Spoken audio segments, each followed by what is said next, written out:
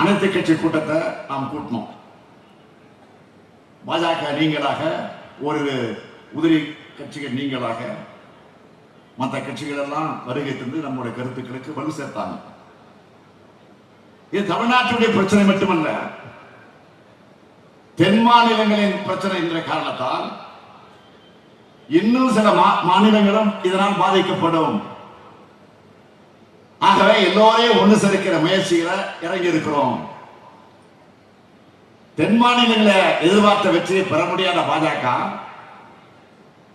வட மாநிலங்களை பெறக்கூடிய அந்த வெற்றியை வச்சு ஆட்சியை தக்க வச்சுக்கலாம்னு பார்க்குது. சரி,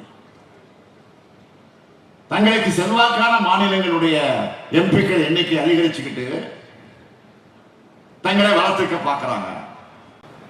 இத திமுக தடுத்து நிறுத்தும். தென் மாநில கட்சி அனைத்தையும் சேர்த்துக் கொண்டு தடுப்போம். தொகுதி மறுசீரமைப்பில் பாதிக்கப்படவுள்ள அனைத்து மாநிலங்களையும் சேர்த்து கூட்டு நடவடிக்கை குழு அமைக்க இருக்கிறோம். ஆந்திரா, தெலுங்கானா, கர்நாடகா, கேரளா, ஒடிசா, மேற்கு வங்கம், பஞ்சாப் ஆகிய 7 மாநிலங்கள் இருக்கக்கூடிய 29 கட்சிகளுக்கு நான் கடிதம் எழுதியிருக்கிறேன். நம்முடைய பிரதிநிதிகள், அமைச்சர், நாடாளுமன்ற உறுப்பினர்கள் எல்லாம் நேரடியாக சென்று இந்த கடிதங்களை சம்பந்தப்பட்ட இடத்திலே கொடுத்திருக்கிறார்கள். 2 நாட்களாக கொடுத்துக் கொண்டிருக்கிறார்கள். அது மட்டும் இல்ல, பிற மாநில முதலமைச்சருடன் நானே நேரடியாக தொலைபேசியில காலையிலும் தொடர்ந்து பேசிக் கொண்டிருக்கிறேன்.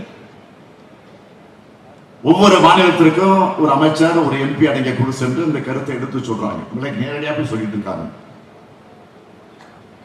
இதனுடைய தொடர்ச்சியா சென்னையில் பல்வேறு மாநில கட்சிகள் கலந்து கொள்ளக்கூடிய கூட்டத்தை மார்ச் 22ஆம் தேதி நடத்த இருக்கிறோம்.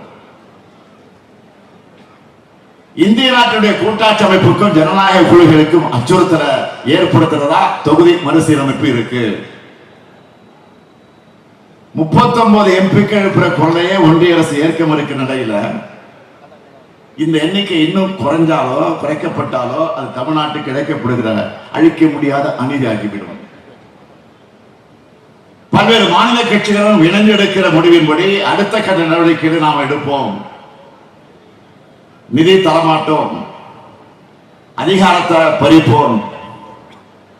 இதை கேள்வி கேட்டா தொகுதி இணைக்கை பிழைப்போம் என்ற அளவுக்கு எதேச்சதிகார ஆட்சியை நடத்திட்டு இருக்கக்கூடிய பாஜக,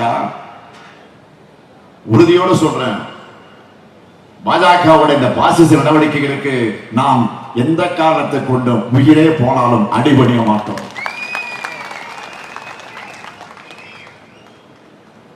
பாஜக பாசிச நடவடிக்கைக்கு எதிராக ஒட்டுமொத்தமா இந்தியாவை திரட்டுவோம். பாஜகவின் ஆதிக்கவாதி சாதிய சிந்தனை நம்ம மக்களுடைய சமூக நீதியை மறுக்குது.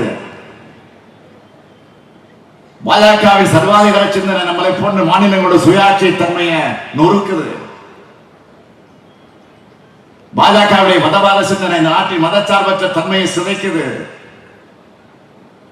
பாஜகவுடைய இறைச்சலாக எண்ணம் கூட்டாட்சி தத்துவத்தை ஒழிக்க பார்க்குது.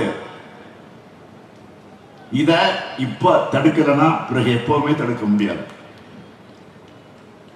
சமூக நீதி, மதச்சார்பின்மை, கூட்டாட்சி இந்தியா, மாநில சுயாட்சி கோட்பாடுகளின் கீழ் இந்தியாவை அணி திரட்டுவோம். அப்படி அணி திரட்டினா மட்டும்தான் இந்தியாவை காப்பாற்ற முடியும். அதனால தமிழ்நாடு போராடும், தமிழ்நாடு வெல்லும் என்ற போராட்டமானது இந்தியா முழுமைக்குமான போராட்டமாக மாறப்போகுது. பிரதமர் மோடி அவர்களே, உங்களுக்கு என்னுடைய வேண்டுகோள், இந்திய வளர்க்கிறதை விட இந்தியா வளர்க்க பாருங்க. எத்தனை ஆயிரம் கோடி செலவழிச்சாலும் சமஸ்கிருதத்தை வளர்க்க முடியாது. மக்களால் பேசப்படாத மொழி, அந்த மொழியை வளர்க்க கோடி கோடியாக குட்டி கூப்பீங்க. உலகமெங்கும் பல நாடுகளில் அரசு அதிகாரத்தோடு மக்களால் பேசப்படுகிற எங்க தமிழ் மொழிக்கு ஓரவிதம் செய்வீங்களா?